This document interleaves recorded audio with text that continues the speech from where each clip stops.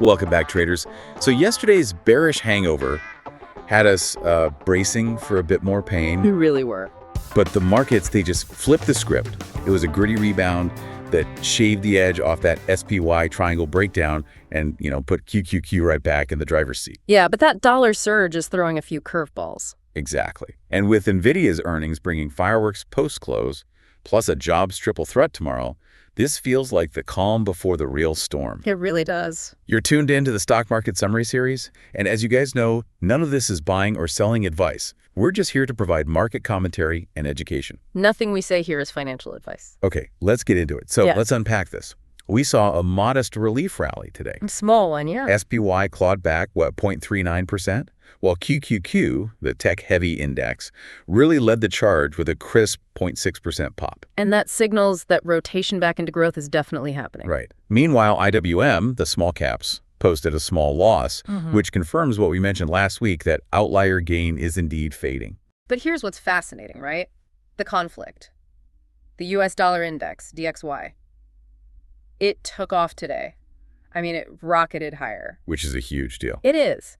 If we connect this to the bigger picture, a surging dollar is historically a huge headwind for multinational stocks for the broader market. So the question for you is, how long can that tech leadership sustain itself if DXY keeps rallying? Exactly. That's the tension. That is the tension. Yeah. Okay, shifting to sectors. Healthcare, XLV, it showed some, notable upside strength. It's forming a high base-like pattern. Yeah, that means it's consolidating very tightly right near its recent highs. And that often sets the stage for a really strong breakout move. But we also have to look at the vulnerable spots. Look at real estate, XLRE. It is so tightly wound right now. It's in one of those technical triangle patterns. Right, as volatility decreases. And here's the crucial part.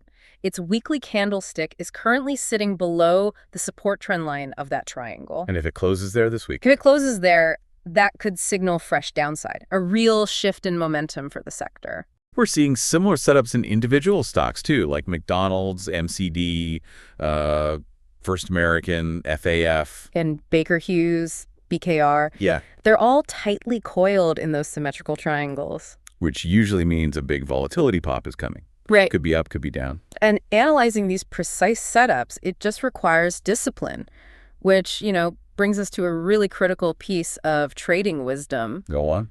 Managing risk is everything. Whether you're looking at a tight triangle or a high base, you must know your exit before you enter the trade. Absolutely. Your stop loss has to be set. Exactly. That probability-weighted entry and having a bulletproof risk framework, that's what separates consistent success from guesswork. We spend a lot of time on that in our mentorship program. As always, guys, if you've got a stock you're watching or maybe a question about the markets, just drop it in the comments. We might cover it in an upcoming episode. We'd love to see what you're looking at. Yeah, and by the way, if you're enjoying this video and appreciate these market summaries, do us a big favor and hit that like button. It's totally free and helps us out in a big way. And click subscribe, too, so you don't miss a beat. You can always unsubscribe later.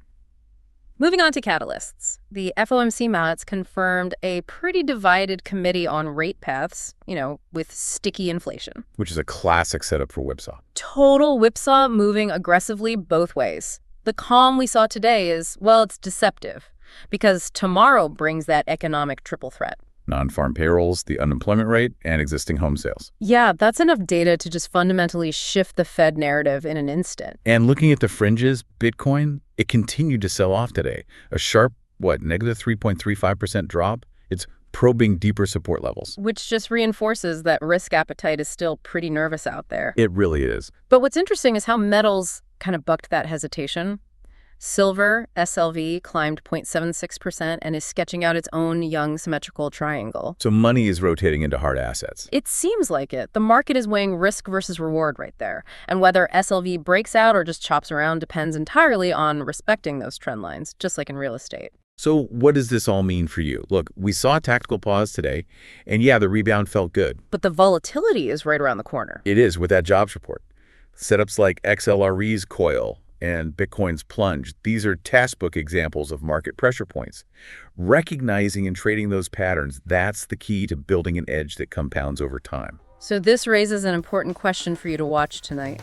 Does real estate's XLRE weekly close defend that triangle floor, or are we staring down fresh downside fireworks right into tomorrow's data? Have a great rest of the day, and we'll catch you in tomorrow's market summary.